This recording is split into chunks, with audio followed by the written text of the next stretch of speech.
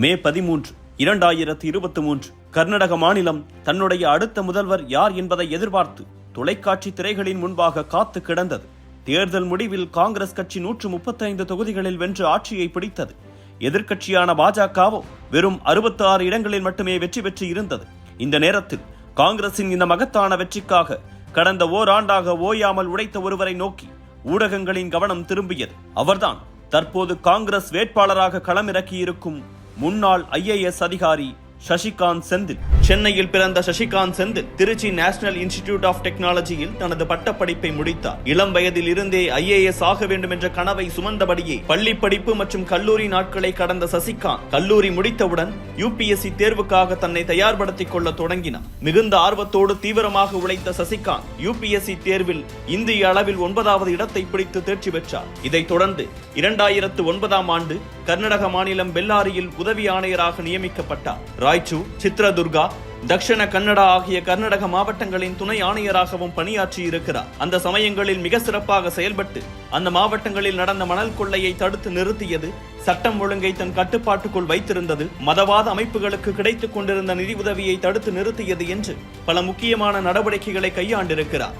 மேலும் சிவமோக மாவட்ட பஞ்சாயத்துகளின் தலைமை பொறுப்பிலும் செயல்பட்டிருக்கிறார். குறிப்பாக இவர் பொறுப்பேற்ற பின்னர்தான் தக்ஷண கன்னட மாவட்டத்தில் மதக்கலவரங்கள் முற்றிலுமாக குறைந்ததாக மக்கள் மகிழ்ந்தனர். அதே தக்ஷண கன்னட மாவட்டத்தில் வரலாறு காணாத மழையால் வெள்ளம் ஏற்பட்ட போது சசிகாந்தின் சிறப்பான நடவடிக்கைகளால் மக்கள் விரைவாக மீட்கப்பட்டதோடு பாதிக்கப்பட்ட பகுதிகளில் சீரமைப்பு நடவடிக்கைகள் முழுவீச்சில் நடைபெற்றன. இப்படி தொடர்ந்து சிறப்பாக செயல்பட்டுக் கொண்டிருந்த நிலையில் 2019ஆம் ஆண்டு தன்னுடைய தக்ஷண கன்னட மாவட்டத்தின் துணை ஆணையர் பணியை ராஜினாமா செய்தார் சசிகாந்த் செந்தில். எதற்காக இந்த திடீர் பதவி விலகல் என்று அவரிடம் கேட்டபோது, தேசத்தின் அடிப்படை கட்டமைப்பு மிகவும் மோசமாக சிதைக்கப்பட்டு இருக்கிறது, அதை சீர் செய்ய வேண்டும், அதற்கான பணிகளில் இறங்கவே இந்த பதவியை ராஜினாமா செய்தேன் என்று விளக்கம் அளித்தார். பாஜக அரசை பாசிச அரசு என மிக கடுமையாக விமர்சனம் வைத்தார். பணியிலிருந்து விலகிய சசிகாந்த் நிறைய பயணங்களை மேற்கொண்டார், பலரை சந்தித்தார். CAA, NRC போன்ற சட்டங்களுக்கு எதிராக செயல்பட்ட பல அமைப்புகளுக்கு ஆதரவாக நின்றார். அவர்களோடு இணைந்து பல போராட்டங்களில் பங்கேற்றார். மக்களை சந்திப்பது,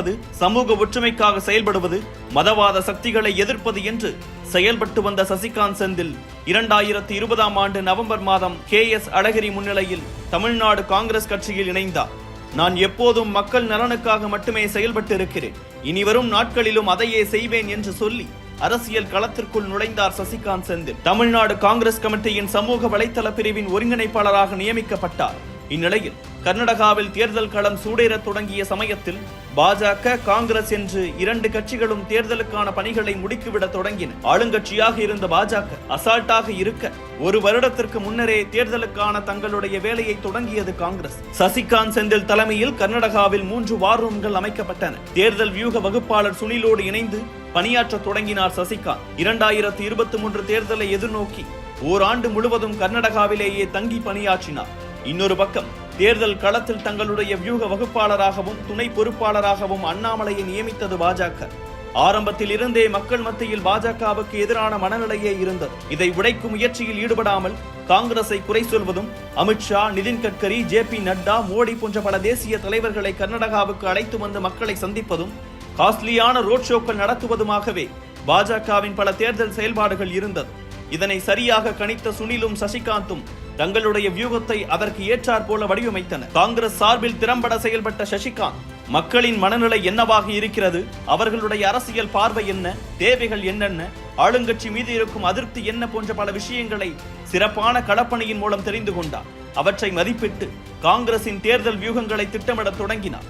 ஹிஜாப் பிரச்சனை, மதமாற்ற தடை சட்டம், பெங்களூரு உள்கட்டமைப்பு பிரச்சனைகள் என்று மக்கள் கொந்தளித்த அனைத்து பிரச்சனைகளிலும் வார் ரூம்களின் செயல்பாடுகளை தீவிரப்படுத்தினார். பாஜகவின் ஊழல்களை கணக்கச்சிதமாக மக்கள் மத்தியில் கொண்டு சேர்க்கும் முயற்சிகளை வார் ரூம்கள் மூலமாக மேற்கொண்டார். குறிப்பாக PCM போன்ற முயற்சிகள் சிறப்பான பலனை கொடுத்தன. பாஜக ஆட்சி காலத்தில் கர்நாடகாவில் நல்ல மழை பெய்தும் கூட ஊரக பகுதிகளில் முறையான குடிநீர் விநியோகம் இல்லை.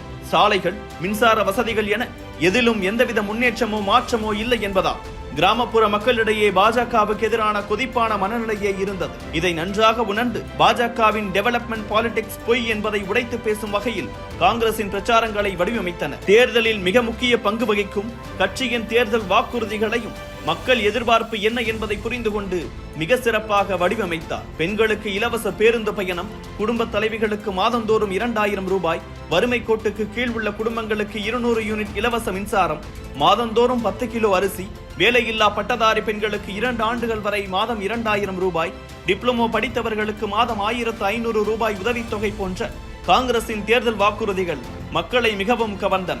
இதனால் பாஜகவின் முக்கிய தலைவர்களின் பரப்புரை, பிரதமர் மோடியின் ரோட் ஷோ, கர்நாடக சிங்கம் அண்ணாமலையின் வியூகங்கள் என்று தொடர்ந்து லைம்லைட்டில் இயங்கிக் கொண்டிருந்த பாஜகவின் தொடர் செயல்பாடுகளை தாண்டி கர்நாடகாவில் தனிப்பெரும்பான்மையை கைப்பற்றியிருக்கிறது காங்கிரஸ். இந்த வெற்றியில் ராகுல் காந்தி, மல்லிகார்ஜுன கார்கே, சித்தராமையா, DK சிவகுமார் ஆகியோருடன் திரைமறைவிலிருந்து சைலண்டாக செயல்பட்ட சசிகாந்த் செந்திலுக்கும் முக்கிய பங்கு இருக்கிறது என்கிறார்கள் அவருடன் பணியாற்றிய காங்கிரஸ் நிர்வாகிகள். கர்நாடக தேர்தல் வெற்றியை தொடர்ந்து மக்களவை தேர்தலிலும் சசிகாந்த் செந்திலை முழுமையாக பயன்படுத்திக் கொள்ள காங்கிரஸ் தலைமை முடிவெடுத்தது. அதன்படி தற்போது திருவள்ளூர் தொகுதி வேட்பாளராக அவரை களமிறக்கி இருக்கிறது காங்கிரஸ் கட்சி.